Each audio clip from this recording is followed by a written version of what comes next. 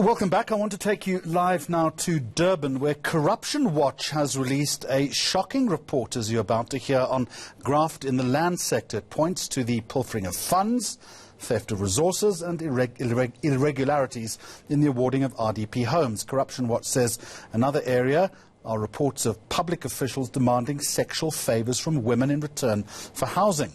To discuss those findings from Corruption Watch, Malusi Nkala, good evening to you and welcome. You say that one of the biggest problems is, and I quote, a lack of anti-corruption oversight. Let's start the conversation there. What do you mean by that? Good evening, Jeremy, and good evening to the viewers. Yes, so what we mean by that is that in conducting this study, we have learned that people are not being held accountable, and even whistleblowers do not know where to raise their complaints when it comes to corruption. So it's a combination of factors that has led to this problem that we currently are having. Accountable by whom? Who is Corruption Watch pointing a finger at? We're pointing a finger at government officials. We're pointing a finger at traditional leaders as well as corporate sector. So it's a combination of all of those sectors that have contributed to this problem that we're currently facing. Is this simply expediency by those officials that you mentioned, or is there greater strategy here? Is it better organized perhaps than we think it is? No, I mean, corruption is quite a complex problem, especially when it deals with the land sector. Why? Because it involves many players. Some of their powers overlap. No one really understands whose power starts where and where do they end. We see it how it manifests in terms of provincial governments will claim that a piece of land belongs to them and the municipalities will claim otherwise. And then you'll have other government agencies that will claim that, no, actually that piece of land belongs to them. We saw this in one of the cases that we actually looked at in this particular community, where you have a community of blind people living in a center where we found that, for example, they are being evicted, but no one really knows who the piece of land belongs to. And no one is there to protect them either. When you cite a story like that to us, don't you get angry? That's absolutely outrageous, isn't it?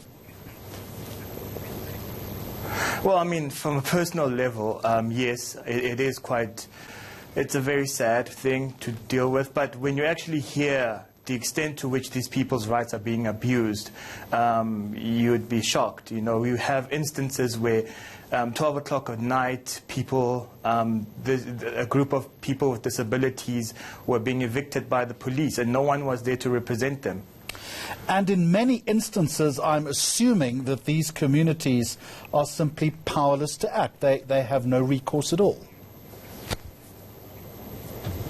Yes, they don't have any recourse, but also they have a limited understanding of their rights, and they're also quite fearful of whistleblowing. I mean, in an instance where we're talking about hostel dwellers and shack dwellers in and around the eThekwini municipality, these people have actually cited cases where they were threatened by officials, where officials would actually send hitmen after them to say that you dare talk about this particular issue, you dare question as to why a particular contract was awarded and how come this project has not been done in a proper way, then there will be consequences. What is even more egregious is the use of this word sextortion, where you claim that public officials are soliciting sexual favours from women in exchange for either registering property or procuring property. Where is that happening, and how widespread is it?